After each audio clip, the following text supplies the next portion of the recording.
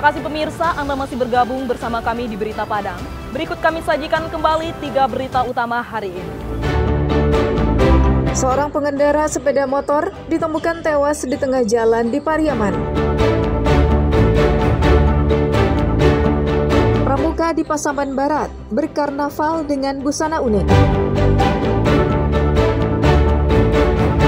Mantan Bupati Darmasraya ditangkap warga karena dituduh sebagai pelaku hubungan sejenis. Hingga siswi SMA melahirkan di dalam kelas, kami sampaikan dalam Padang Sepekan.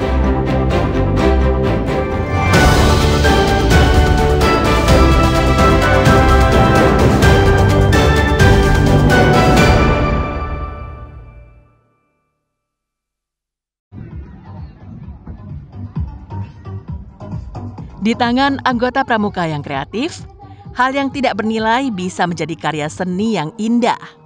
Seperti yang terlihat pada baju karnaval yang mereka kenakan. Ternyata terbuat dari aneka bahan seperti busa, plastik, kain, kertas karton, tikar pandan, dan aneka bahan lainnya. Waktu pengerjaan beragam, ada yang 3 hari, 1 minggu, hingga 2 bulan. Baju karnaval ini merupakan karya anggota pramuka masing-masing gugus depan di Pasaman Barat. Setelah bajunya jadi, mereka peragakan dalam kegiatan festival tahunan Adya Raja Diap di Simpang 4, Kecamatan Pasaman, Pasaman Barat. Semua peserta terlihat antusias mengikuti peragaan baju karnaval dalam lomba Duta Adya Raja Diap yang digelar setiap tahun. Selain menjadi ajang menambah minat bakat dan menambah kreativitas peserta, juga menjadi hiburan bagi warga sekitar. Temanya Rumah Bagonjong, yaitu kata lain dari rumah adat Minangkabau. Bahan-bahannya terbuat dari karpet pandan, besi sebagai penopang, spon, dan juga hiasan untuk perindah pakaian ini. 2-3 hari. Ini dibuat sama-sama, kalau topinya saya sendiri yang buat. Pakaian Srikandi, Minangkabau dan Arnor Minangkabau. Kurang 2 bulan, Kak. Yang paling utama bahannya dari spon EPA, Kak. Temanya karnaval, jadi pakaian Minang itu dimodifikasi menjadi pakaian karnaval ala Minang. Tujuannya ingin memotivasi generasi-generasi muda untuk berkreasi, menampilkan imajinasinya terhadap model atau bentuk pakaian Minang yang bisa dikreasikan. Pesertanya itu yang utama sekali itu mencakup 1 Kabupaten Pasaman Barat. Kegiatan ini selain meningkatkan minat bakat peserta, juga memotivasi generasi muda untuk bisa melestarikan budaya agar bisa lestari sepanjang masa. Safatul Ulum melaporkan dari Pasaman Barat.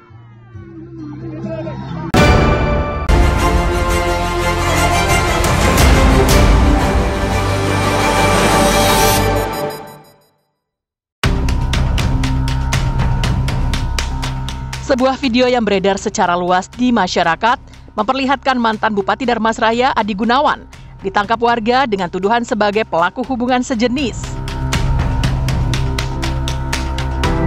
Dalam video itu terlihat Adi Gunawan nyaris dihakimi massa.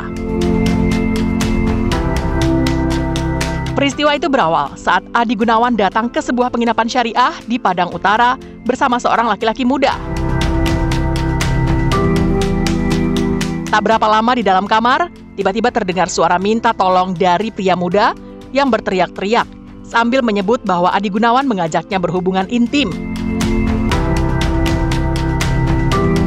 Setelah peristiwa itu menyebar dan menjadi pembicaraan di tengah masyarakat, tokoh sebuah partai politik di Darmasraya ini memberikan pernyataan bahwa peristiwa yang dituduhkan itu tidak benar.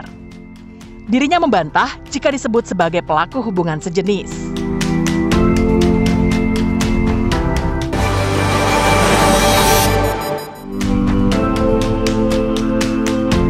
Polisi dari Polsek 10 Koto di Atas, Kabupaten Solok, yang dibantu polisi dari Polres Solok Kota, mendatangi lokasi tambang emas ilegal di daerah Limau Purui, Nagari Sulit Air pada Minggu dini hari.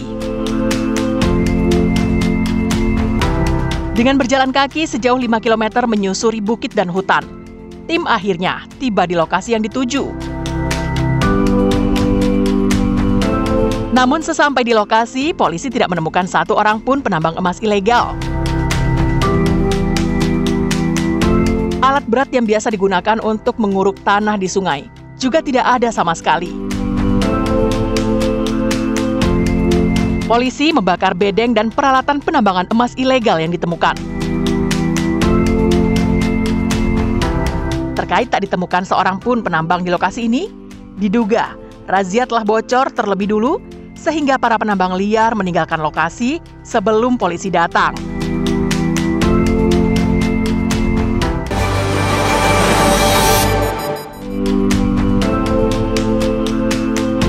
Seorang siswi di SMA negeri di pesisir selatan dan baru berusia 16 tahun, melahirkan bayi perempuan di dalam kelasnya.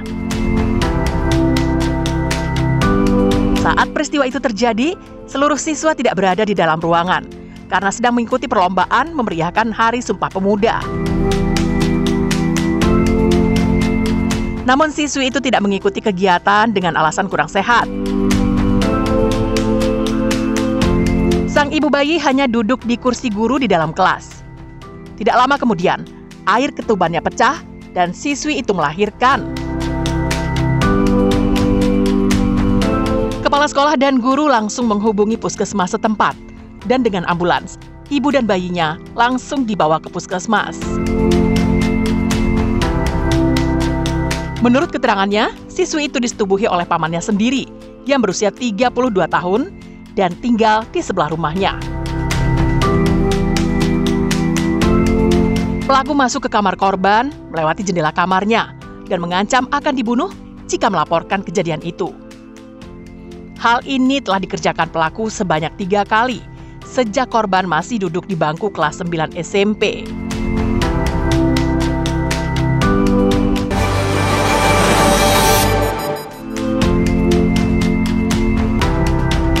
Tiga unit bangunan warung milik warga terbakar habis di kawasan Alai Parak Kopi, pusat kota Padang.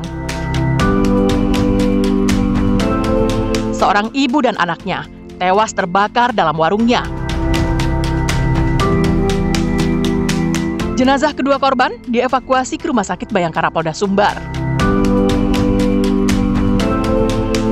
Kobaran api dengan cepatnya membakar 3 unit warung milik warga di kawasan Alai Parak Kopi.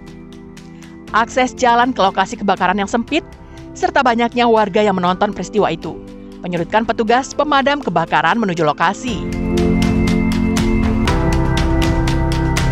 Akibat kebakaran ini, pemilik warung mengalami kerugian lebih dari $500 miliar karena tak banyak barang-barang yang bisa diselamatkan.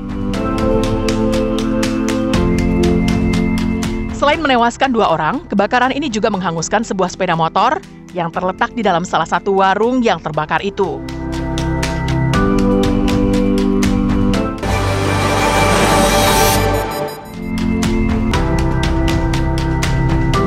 Tsunami Drill atau simulasi tsunami di Padang dimulai pada pukul 10 waktu Indonesia Barat dan berlangsung selama 1 jam. Simulasi ini diikuti oleh ratusan ribu warga dari 8 kecamatan dan 55 kelurahan yang masuk dalam daerah rawan bencana. Dalam simulasi ini, masyarakat diarahkan untuk melakukan evakuasi ke tempat-tempat yang aman, seperti shelter pemerintah, masjid, sekolah, hotel, kampus, serta kantor pemerintahan yang dibangun tahan gempa dan tsunami. Petugas juga memberikan arahan tentang tata cara penyelamatan diri dan penentuan jalur evakuasi terdekat. Selama 10 tahun terakhir, Pemkot Padang rutin menggelar simulasi evakuasi tsunami dengan melibatkan ratusan ribu warganya. Hal ini bertujuan untuk mengantisipasi terjadinya gempa di zona megatrust Mentawai. Selain Padang, pesisir selatan juga menggelar simulasi gempa dan tsunami. Kegiatan ini diawali dengan bunyi sirine peringatan dini bencana.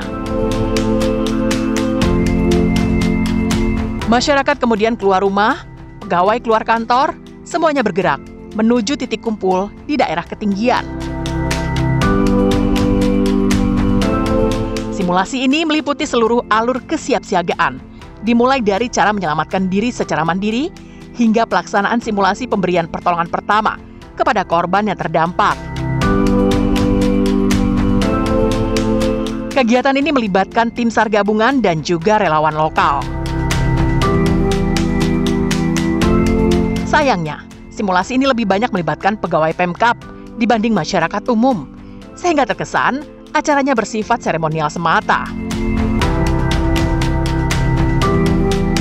Tak mau ketinggalan dengan Padang dan pesisir selatan yang menggelar kegiatan simulasi evakuasi tsunami, Pariaman sebagai kota yang terletak di pantai barat Sumatera juga melakukan hal yang sama.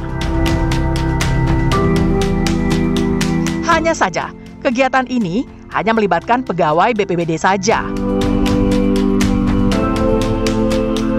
Simulasi evakuasi gempa dan tsunami kali ini tidak melibatkan masyarakat umum karena keterbatasan anggaran.